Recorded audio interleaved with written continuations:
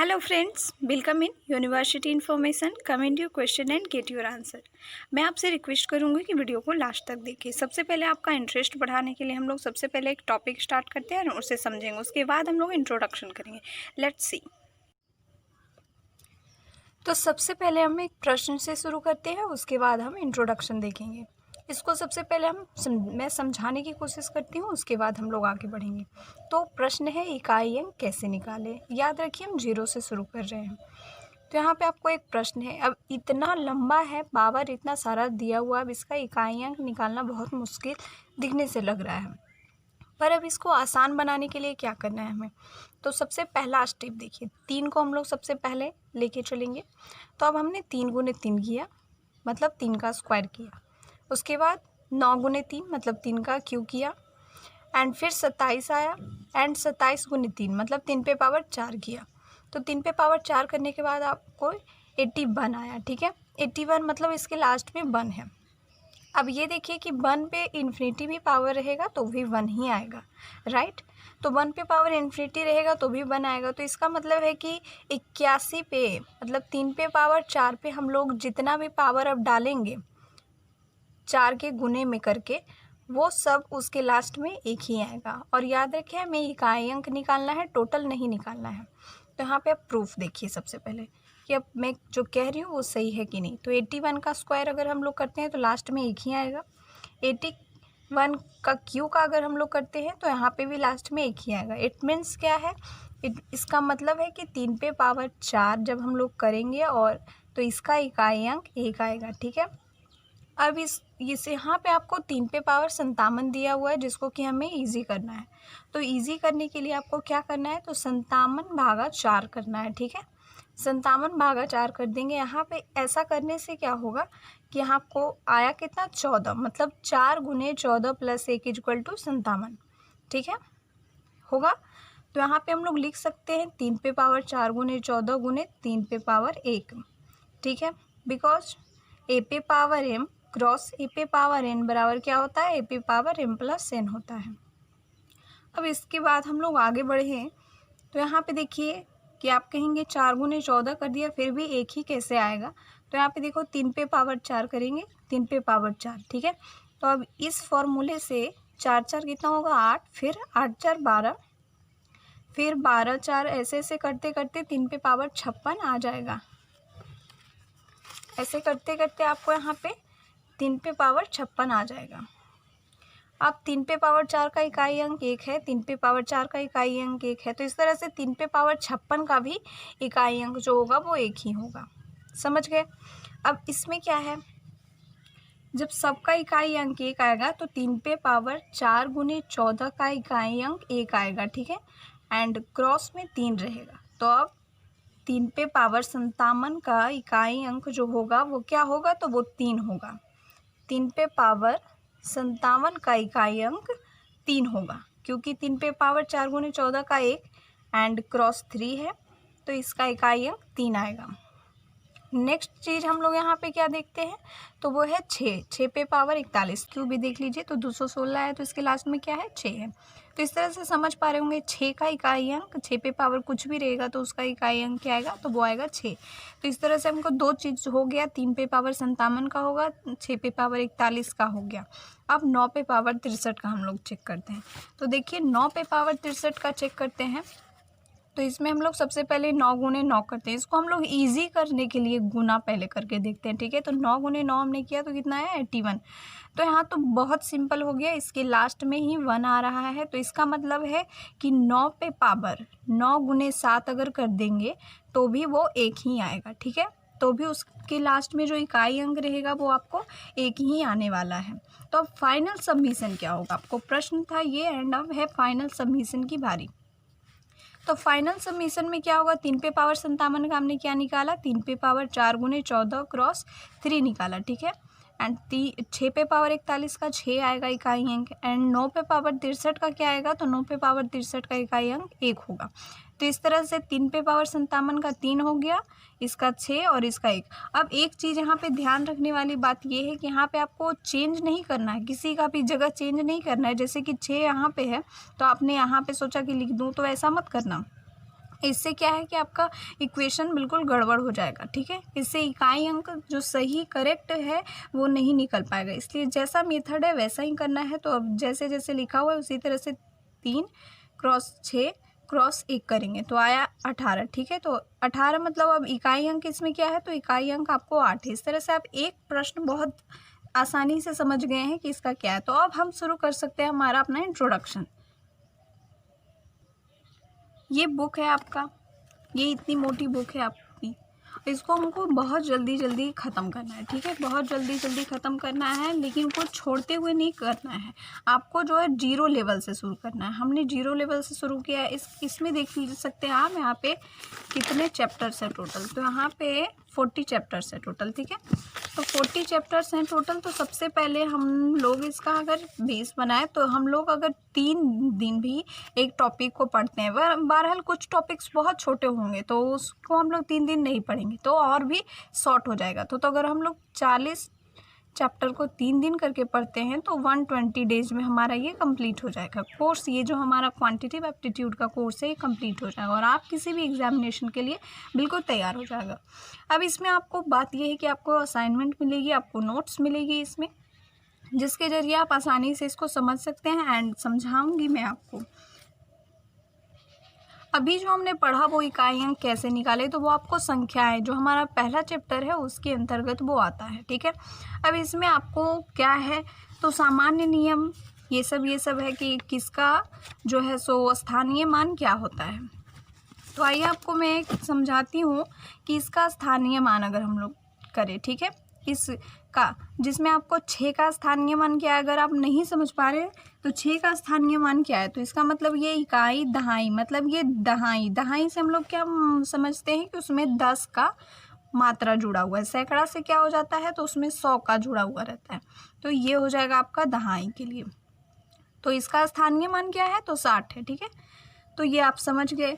अब आपको तीसरी चीज़ में नंबर्स पढ़ते हैं। सबसे पहले कुछ ऐसी चीज़ है जो इस बुक में नहीं है, इस बुक में नहीं है लेकिन हमने आपके लिए एक्स्ट्रा तैयार कर लिया है जिससे आप आसानी से समझ सके। अब सबसे पहले हम लोग नेचुरल नंबर देखते हैं, प्राकृत संख्याएं, ठीक है।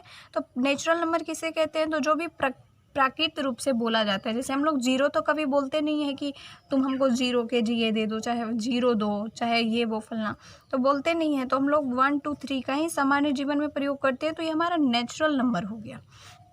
अब है होल नंबर। होल नंबर का मतलब है कि टोटल नंबर कितने हैं, टोटल नंबर्स कितने हैं। तो 0 भी एक नंबर है, ये तो हम जानते हैं। तो अभी यहाँ 0 से शुरू करके इन्फिनिटी तक हमारा होल नंबर हो जाएगा। p/q इसका पार्ट नहीं रहता है। p/q से क्या तात्पर्य है कि 1/2 ये नहीं है इसमें सम्मिलित, या फिर 3/2 इस टाइप से p/q का जो फॉर्म है ये इसमें नहीं आता है। थर्ड है इंटीगर नंबर। इंटीगर नंबर में क्या होता है कि माइनस इन्फिनिटी से प्लस इन्फिनिटी तक ये रहता है। जैसे कि -2 -3 -80 -15 टाइप्स जितने भी माइनस लगे हुए हैं और ये प्लस तक, जैसे कि +15 से लेके इन्फिनिटी तक इंटीगर नंबर में आते हैं। मतलब माइनस वाला सब चीज़ इसमें आता है। होल नंबर में जितना नंबर है असल में उतना आता है, नेचुरल नंबर में जो प्राकृतिक रूप से है वो आता है।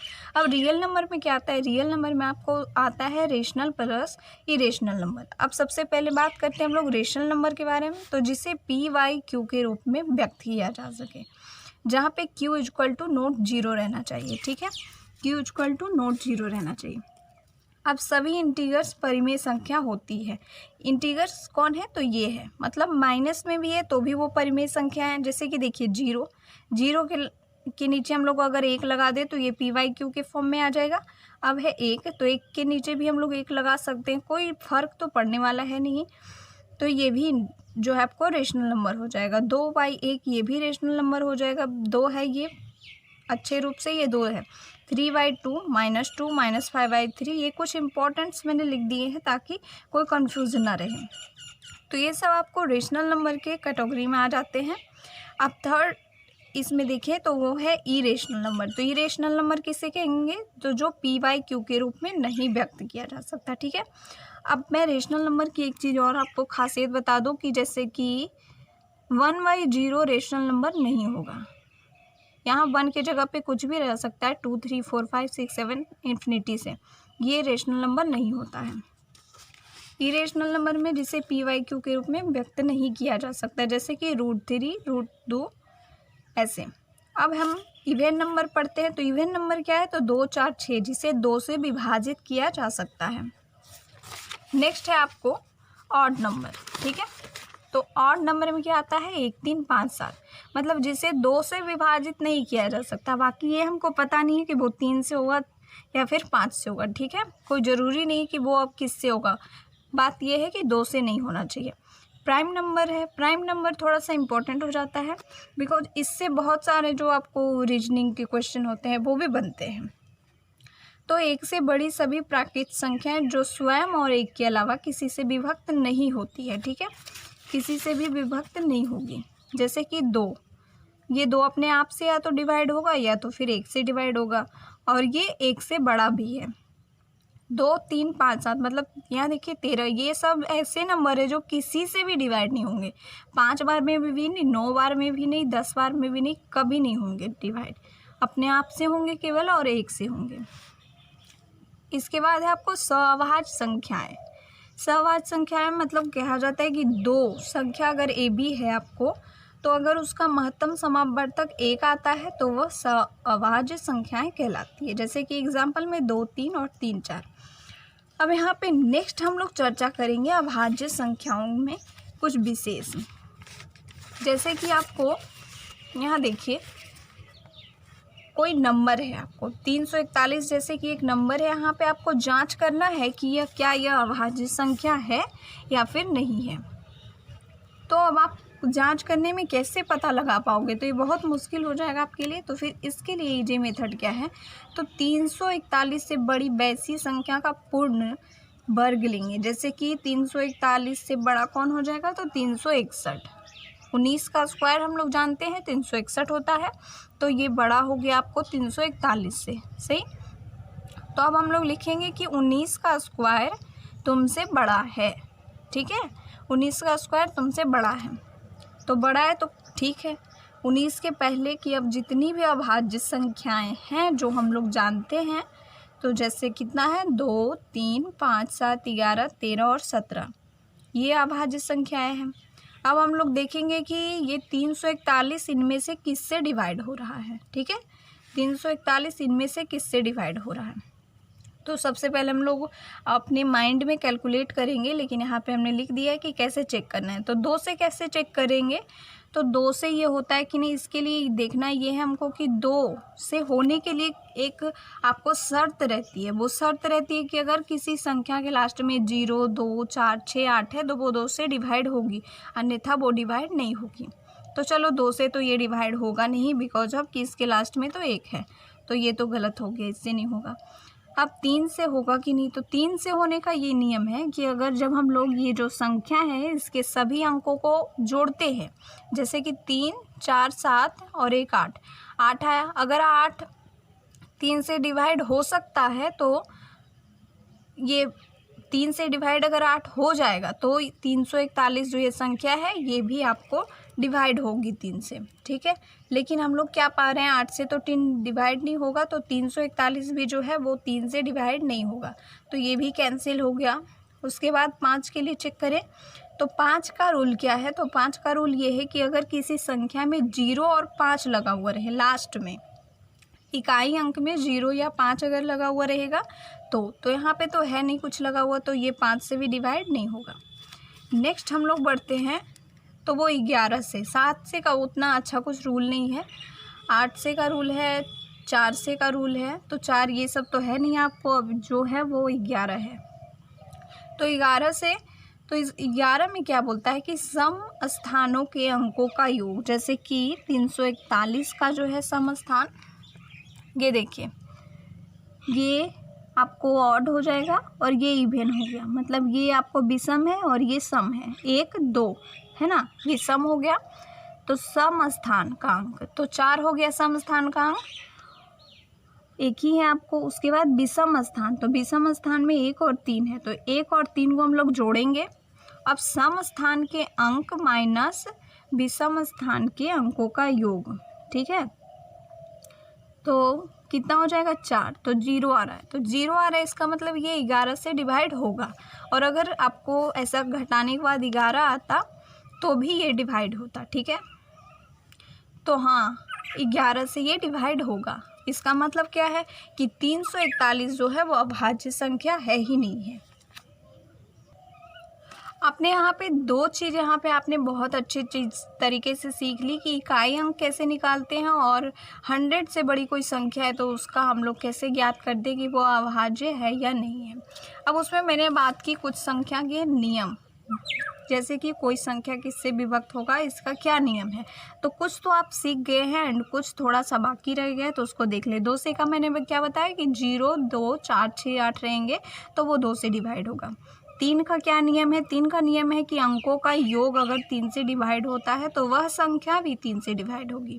अब 9 का यही है, 9 का भी 3 की तरह सेम है। 9 का क्या है कि जो है अगर संख्या आपको 3 से या 9 से किसी से भी डिवाइड होती है संख्या के अंकों का योग, तो वो आपको 9 से विभक्त होगी। जैसे कि एग्जाम्पल में क्या है, 6, 7, 8, 5, 9 के अंकों का योग 36 आ रहा है। ये 9 से भी डिवाइड होगा, 3 से भी डिवाइड होगा, इसका मतलब ये आपको 9 से विभक्त होगा। फिर आपको 5 से विभक्त का, तो 0, 5 जिस इकाई के अंत में लगा होगा, जिस संख्या के इकाई के अंत में, तो वो डिवाइड होगा 5 से। 4 से विभक्त होने का नियम क्या है, तो 4 से विभक्त होने का नियम आपको ये है कि अगर किसी संख्या के लास्ट में ऐसा कोई नंबर है, जैसे कि 36 कोई नंबर है, ठीक है, तो ये जो आपको दहाई अंक का जो नंबर है, अगर ये 4 से डिवाइड होता है, ठीक है, अगर ये 4 से डिवाइड होता है तो आपको ये पूरी संख्या भी 4 से डिवाइड होगी। 8 से डिवाइड होने का क्या नियम, तो 8 से भी डिवाइड होने का नियम ये है कि जैसे कि ये आपको कोई संख्या है, तो दहाई अंक में अगर जो संख्या है वो 8 से अगर डिवाइड होती है, 8 या 4 से, तो वो संख्या जो है आपको 8 से भी डिवाइड होगी, ठीक है। तो यहाँ पे 8 से का हो गया। अब 11 से डिवाइड होने का क्या नियम है, तो 11 से डिवाइड होने का नियम यही है कि कोई संख्या, जैसे कि आपको कोई संख्या क्या दे दिया जाए, 1361052, ये 11 से के लिए हम लोग देख रहे हैं। तो सम स्थान के, तो यहाँ पे हम लोग लिखते हैं सम स्थानों के अंकों का योग माइनस विषम स्थानों के अंकों का योग।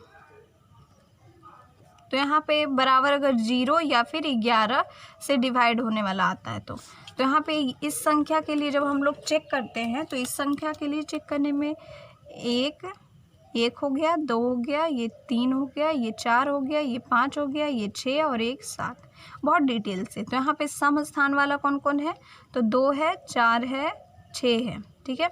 तो 5 + 1 + 3 करेंगे, ठीक है। माइनस में क्या लेंगे, तो 2 + 0 + 2 ले लिया हमने, 0 ले लिया हमने। अब ये 5 वाला का 6 लेंगे, उसके बाद क्या लेंगे, तो 1 लेंगे। तो अब हम ऐड करते हैं, यहाँ पे आ जाएगा 9 और यहाँ पे क्या आएगा, यहाँ पे भी आपको 9 आ रहा है, ठीक है। तो 9 9 0 आ गया, इसका मतलब ये संख्या 11 से डिवाइड होगी। अब इसका अगर हम लोग प्रूफ चाहें, ठीक है, अगर हम लोग प्रूफ चाहें तो 13 6 1 0 5 2 को हम 11 से डिवाइड करके देख सकते हैं। तो आइए यहाँ पे देखिए, ये आपको डिवाइड करके मैंने दिखा दिया है कि यहाँ पे पूरी तरह से यहाँ पे ये डिवाइड हो गया, ठीक है। तो इससे आप समझ गए कि हाँ, ये रूल तो बिल्कुल सही है। तो इस तरह से आपने यहाँ पे बहुत सारी चीज़ें सीख ली, 2 चीज़ें सीख ली एंड समथिंग और भी सीख लिया, नंबर्स वगैरह। तो आपको जो इसके वीडियो के PDF के डिस्क्रिप्शन में एक असाइनमेंट रहेगा, 2 असाइनमेंट रहेंगी। ये जो असाइनमेंट है एक ऐसा रहेगा जिसमें आपको 4 क्वेश्चन दिए हुए हैं, इस 4 क्वेश्चन को आपको कर लेना है, ठीक है। उसके बाद नेक्स्ट वीडियो में हम लोग अगला चीज़ देखेंगे, ठीक है। और ये चैप्टर बिल्कुल ख़त्म ही समझिए एक प्रकार से। तो देखा आपने कितनी जल्दी ये ख़त्म भी हो रहा है। तो इस तरह से बने रहिए, नेक्स्ट वीडियो में हम मिलते हैं, ठीक है। एंड ज़रूर से आप असाइनमेंट सारा चेक कर लीजिए।